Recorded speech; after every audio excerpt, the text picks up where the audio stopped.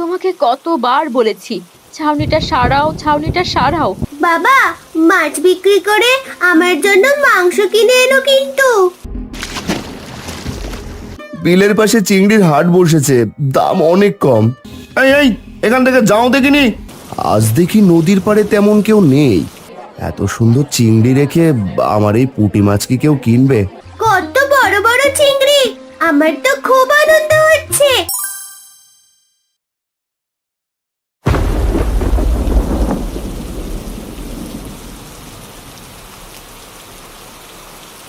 তোমাকে কতবার বলেছি ছাউনিটা সারাও, ছাউনিটা সারাও। আমার কোনো কথাই তো শোনো না। বোঝো এবার কেমন মজা। মেয়েকে নিয়ে যে কেমন করে এই ভাঙা ঘরে ঘুমাবো, দূর চাই, ভালো লাগে না কিছু। তুমি তো সবই জানো গিন্নি। টানাটানির সংসার আমার। নদীতে জাল ফেলে যে মাছ পাই, সে মাছ বিক্রি করে কোনো রকম সংসারটা চালাই। ভাবছিলাম ঘরটা এবার সারিয়ে নেব, তা তো আর হলো না। যা ছিল সংসারের পেছনেই চলে গেল। হয়েছে হয়েছে, এমন করে আর বলতে হবে না। কিছু টাকা আলাদাভাবে জমিয়ে রাখা লাগে। বিপদ আপদ কারোর বলে আসে না। তোমরা বসো, আমি ভাত এনে দিচ্ছি, দুটো মুখে দাও। বৃষ্টি কম হলে না হয় খাবো, এখনো তো রাত তেমন হয়নি। সারাদিন গাধার মতো কাজ করে এখন রাত জাগতে পারবো না। শরীরটা তেমন ভালো না। আমি খেতে দিচ্ছি, তুমি খেয়ে নাও তাড়াতাড়ি। মা, বাবা, তোমরা প্রতিদিন এমন সাববেজের মতো লড়াই কেন করো বলো দেখি? দুজনে কি ভালোভাবে কথা বলতে পারো না? দেখতেও তো ভালো লাগে। তোকে এত পাকনামি করতে হবে না, খেতে বস।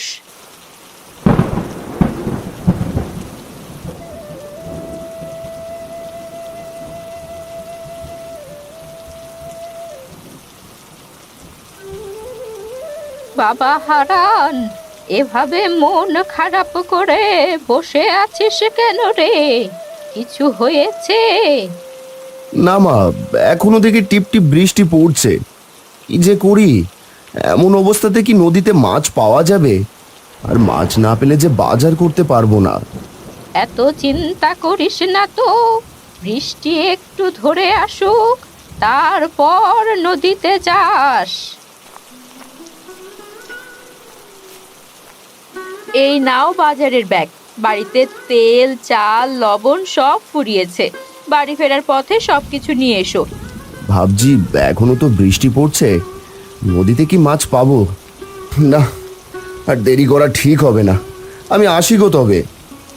বাবা, মাছ বিক্রি করে আমার জন্য মাংস কিনে এনো কিন্তু। মা, আনবো রে। তুই এত বৃষ্টিতে বেরুস না, ঘরে গিয়ে পড়তে বস।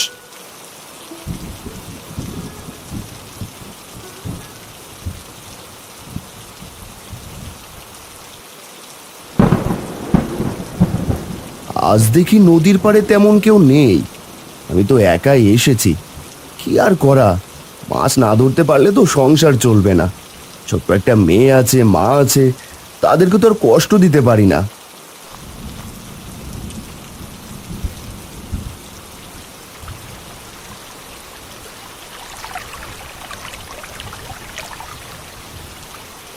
এই কয়টা মাছ তো তেমন কিছুই কিনতে পারবো না।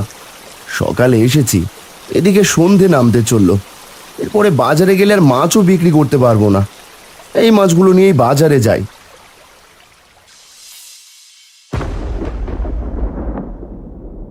মাছ নেবেন? মাছ, টাটকা টাটকা মাছ, অনেক সুস্বাদু খেতে হবে, টাটকা নদীর মাছ।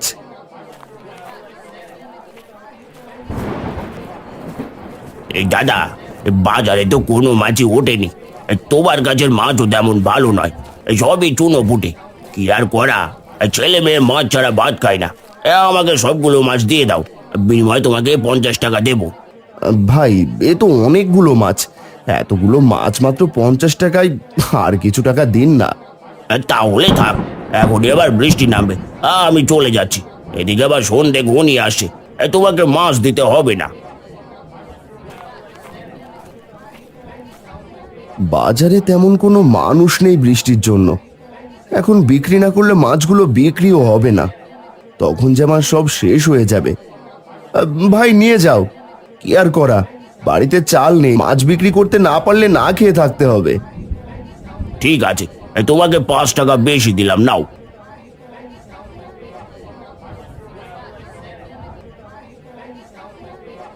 এই 50 টাকা দিয়ে কি আর মাংস কেনা যাবে? মেয়েটার কোনো ইচ্ছেই পূরণ করতে পারি না বাবা হয়ে। ভাইয়া, আমাকে 1 কেজি চাল আর 20 টাকার তেল আর 5 টাকার লবণ দাও দেখি। এই যে বললি ভাই, 20 টাকার তেল 5 টাকার লবণ হয় নাকি? আমি দিতে পারবো না। ভাইয়া, তাহলে আমাকে কিছু টাকা বাকিতে দেন, কাল দিয়ে দেব। আমি তো রোজ মাছ বিক্রি করতে আসি বাজারে। না না, আমি তোমাকে আর বাকি দিচ্ছি না। ভর সন্ধেবেলায় আমি বাকি জিনিস বিক্রি করি না। আর তুমি তো টাকা শোধ দিতেও পারো না ভাই। অনেক কষ্টে তোমার থেকে পাওনা টাকা নিয়েছি, আমি তোমাকে 20 টাকা তেলই দিচ্ছি।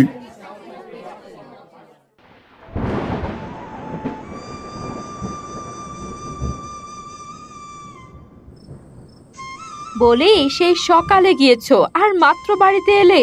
তোমাকে না বলেছিলাম বাজার করতে? মেয়েটা আমার সকাল থেকে না খাওয়া। বাবা, ও বাবা, তোমাকে যে মাংস আনতে বলেছিলাম। আজ সারাদিন টিপটিপ বৃষ্টি পড়ছে, এই জন্য মাছ পাইনি। কাল মাছ পেলে অনেক বাজার করবো মা। তোর জন্য মাংস নিয়ে আসবো রে। মেয়েটাকে তো প্রতিদিন আশা দেখাচ্ছ, কি জানি এই আশা কবে শেষ হবে।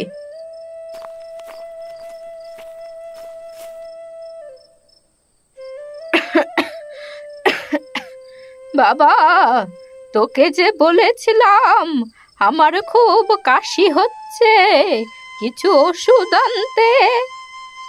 আমার কি আনার ইচ্ছে করে না? তুমি বেশ কিছুদিন যাবত অসুস্থ। দেখি কাল মাছ বিক্রি করে ওষুধ নিয়ে আসবো। আর এই নাও মালতী, বাজার বাকিতে এনেছি, বলেছি কাল শোধ দিয়ে দেবো। তুমি তাড়াতাড়ি রান্না করো। আর তিন্নি আর মায়ের মুখ শুকিয়ে গিয়েছে একদম। এই তো যাচ্ছি, কোনো তরকারি তো আনোনি।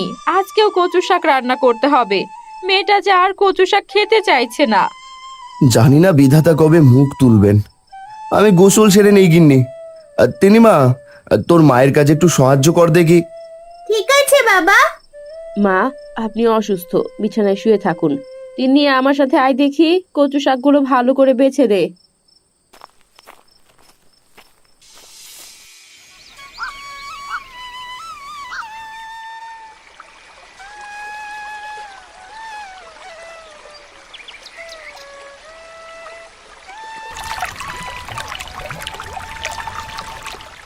যাক, অবশেষে 2টো মাছ পেলাম। কাল অল্প ভাত খেয়েছি, আজ বেশি করে চাল কিনব। বাজারে যাই, না হলে হাট শেষ হয়ে যাবে।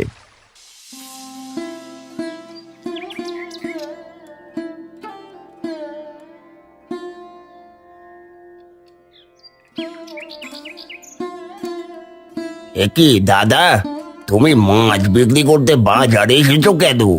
আজ তো বাজারে কোনো মানুষ নেই। কোথায় গেছে সবাই ভাই? সত্যি তো, হাট একদম ফাঁকা।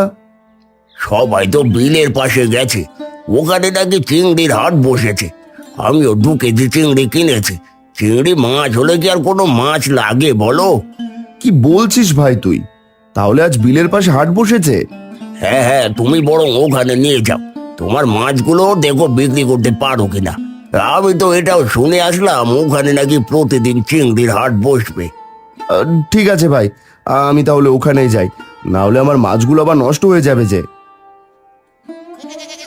এটা বলে হারান তার মাছগুলো মাথায় নিয়ে হাঁটতে হাঁটতে বিলের ধারে যায়। সেখানে গিয়ে দেখে চিংড়ির হাটে অনেক ভিড়। এত সুন্দর চিংড়ি রেখে আমার এই পুঁটি মাছ কি কেউ কিনবে? একবার বলেই দেখি। মাছ নেবেন? মাছ, টাটকা টাটকা মাছ নেবেন নাকি? ও দাদা, এদিকে আসুন, এদিকে আসুন। বলে ভাই, তোমার কি আক্কেল জ্ঞান কিছুই নেই? চিংড়ি রেখে তোমার এই চুনোপুটি কেউ কিনবে? চিংড়ি মাছের তো অনেক দাম বৌদি, কিন্তু আমার মাছের দাম তো একদম সস্তা। দাম বেশি নয়, মাত্র 70 টাকা। বাড়িতে গিয়ে চিংড়ি দিয়ে নানান রকম রান্না করব। কথাটা তুমি সত্যি বলেছো দিদি। এই ভাই আমাকে 5 কেজি চিংড়ি দেন দেখি। আরে নিন ভাই নিন, যা নেবেন এখান থেকে নিন। এখন থেকে প্রতিদিনই চিংড়ির হাট বসবে এখানে। সবার চিংড়ি বিক্রি হয়ে যাবে, কিন্তু হারানের মাছ কেউ কিনছে না। কেমন করে যে সংসার চালাবো, আমার মাছ যে কেউ কিনলো না। কি আর করা, মাছ নিয়ে বাড়িতে যাই। এ কি বাবা, তুই এতগুলো মাছ নিয়ে বাড়ি ফিরলি যে? আজ কি মাছ বিক্রি হয়নি? মা, আমার সর্বনাশ হয়ে গেছে। বিলের পাশে চিংড়ির হাট বসেছে, দাম অনেক কম, এই জন্য এইসব মাছ কেউ কিনলো না। কি বলছিস বাবা? হতাশ হোস না, বিধাতা সব ঠিক করে দেবেন।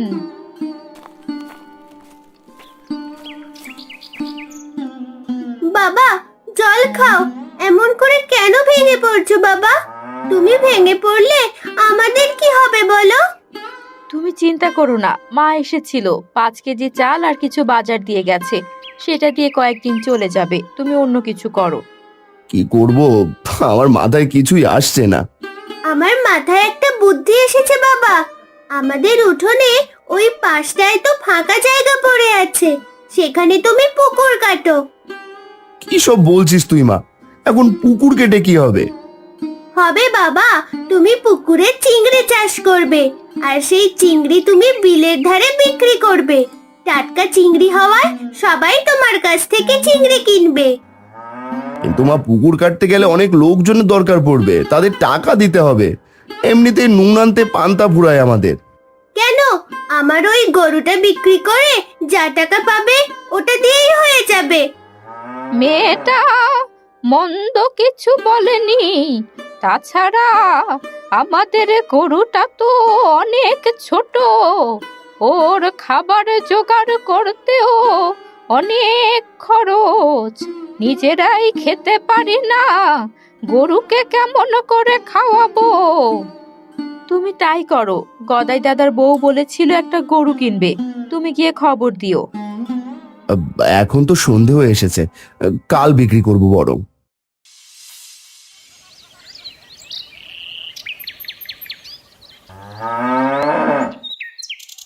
দাদা, গরু তো অনেক ছোট, তোমাকে 5,000 টাকা দিই। কি বলো, এতটুকু গরু 5,000 টাকা? না না, আরো কিছু কম দাও। বৌদি বলেই যখন ফেলেছে, 5,000 টাকায় দাও। তোমরা তো সবই জানো আমাদের এই অবস্থার কথা। ঠিক আছে দাদা, এই নাও। আমরা আসি। গিন্নি, গরুটা গোয়াল ঘর থেকে নিয়ে এসো। তুমি আর দেরি করো না, উঠানের সামনে পুকুর কাটা শুরু করো দেখি, আর যাদের দিয়ে কাজ করবে তাদের খবর দাও। সকাল সকাল না গেলে সবাই কাজে চলে যাবে। আচ্ছা, কোদালটা দাও, তবে দেরি করা ঠিক হবে না। আমি কিছু লোক নিয়ে আসছি। আমার যে কি খুশি লাগছে, আমাদের পুকুর হবে, পুকুরে বড় বড় চিংড়ি চাষ হবে। এদিকে হারান কয়েকজন লোক দিয়ে দিনের পর দিন পরিশ্রম করে পুকুর খনন করতে সফল হয়। বিধাতা, এবার যেন বউ বাচ্চার মুখে হাসি ফোটাতে পারি। গিন্নি, আমাদের ভ্যান গাড়িটা আনো দেখি, আজই যাবো চিংড়ির পোনা নিয়ে আসতে।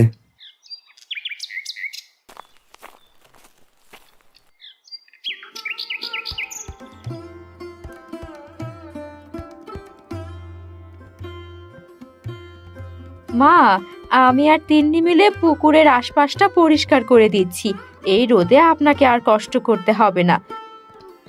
এখন যদি একটু বৃষ্টি হতো তবে খুব ভালো হতো, পুকুরে আরো জলে ভরে যেত। ওই দেখ রে দিদি ভাই, তুই বলতে না বলতেই আকাশ কেমন মেঘে ঢেকে যাচ্ছে। বৃষ্টি এলো বলে পুকুর এবার জলে ভরে যাবে। বৌমা, ঘরে চলো এবার। ভালো জাতের চিংড়ি দেবেন, আমি কিন্তু চাষ করব।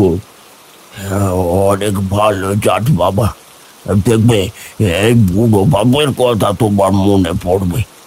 আমি তোমাকে কিছু খাদ্য দিচ্ছি, কয়েকদিনের ভেতর দেখবে তোমার চিংড়ি বড় হয়ে গিয়েছে।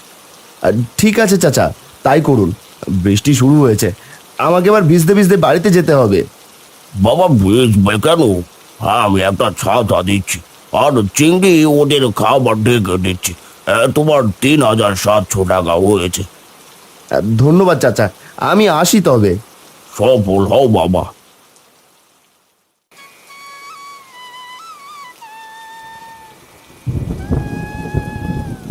গিন্নি, পুকুরে দেখি অনেক জল হয়ে গেছে। বলি চিংড়ির পোনাগুলো কি আজ দিয়ে দেবো পুকুরে?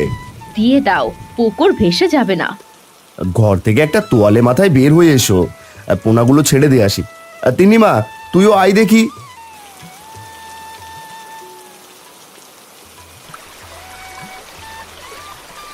বাবা দেখো, টিপ টিপ বৃষ্টিতে চিংড়ির পোনাগুলো কেমন করে খেলা করছে। এখন শুধু যত্ন নেবে ওদের, দেখবে তাড়াতাড়ি বড় হয়ে উঠবে ওরা।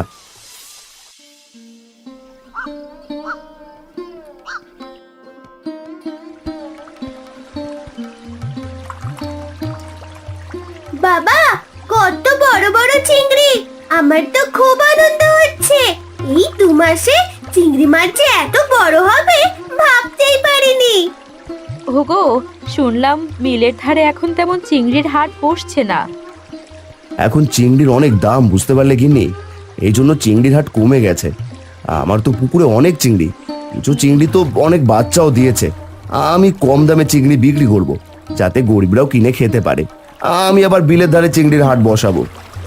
তোর মন অনেক ভালো, দেখবি তুই খুব বড় হবি বাবা। দোয়া করো মা, এই মাছ যদি সব বিক্রি করতে পারি তাহলে আমাদের সব অভাব চলে যাবে। মাছ নেবেন? মাছ, চিংড়ি মাছ মাত্র 40 টাকা করে, টাটকা পুকুরের চিংড়ি মাছ।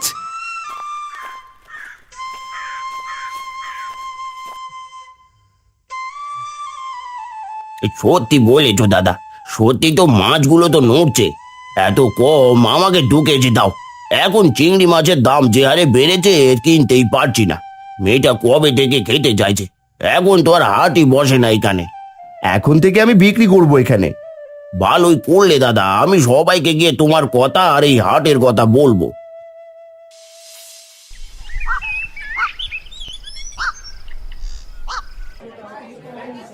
ভাই, শুনলাম তুমি কম দামে টাটকা চিংড়ি বিক্রি করছো, আমাকেও দাও দেখি 2 কেজি। তোমার জন্য আবার মনে হচ্ছে চিংড়ি মাছ খেতে পারবো। প্রথমে সবাই কম দাম রাখছিল, এই এখন দাম দ্বিগুণ বাড়িয়েছে। আমি দাম বাড়াবো না, আমার নিজের পুকুরের চিংড়ি। বলি আমাদের চিংড়ি তো আর বিক্রি হবে না, এই কম দামে বিক্রি করলে হচ্ছে লস খেতে হবে। এখন তো হারানকে বিলের হাট থেকে তাড়িয়ে দিতে হবে, আর নয়তো আমরা বেশি দামে চিংড়ি বিক্রি করতে পারবো না।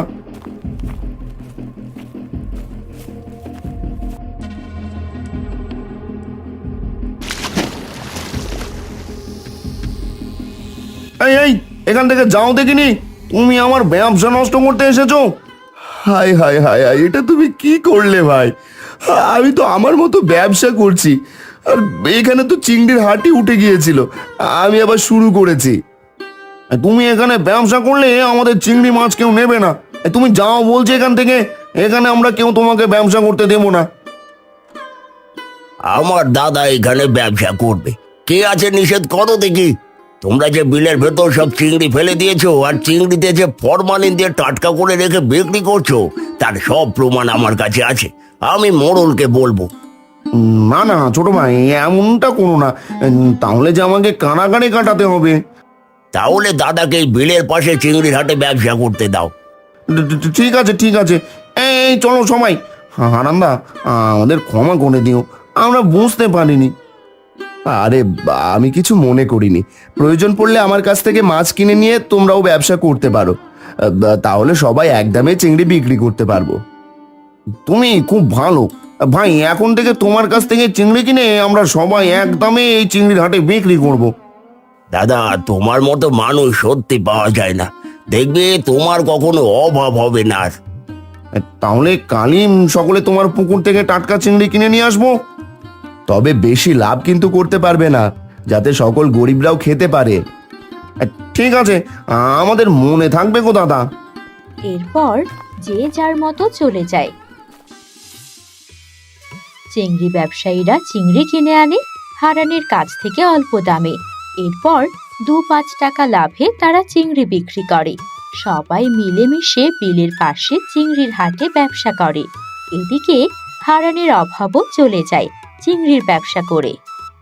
বাবা, এবার আমাদের বাড়িটা ঠিক করো না গো, বৃষ্টিতে যে পানি পড়ে ফুটো দিয়ে। কাল থেকে ঘরের কাছে হাত দেবো তিন্নি মা। ও মা, এই নাও, তোমার একেবারে 2 মাসের ওষুধ নিয়ে এসেছি। খুব সুন্দর হয়েছে, তুই অনেক সৎ ও পরিশ্রমী। সত্যি গো, কত অজান্তেই তোমার সাথে রাগ করে কথা বলেছি, তুমি কিছু মনে করো না গো। তুমি কাকে কি বলছো মা? আমার বাবা মন খারাপ করে থাকবে এমন মানুষই না। আমার বাবা আমার হিরো, তাই না বাবা? পাগলি মেয়ে আমার।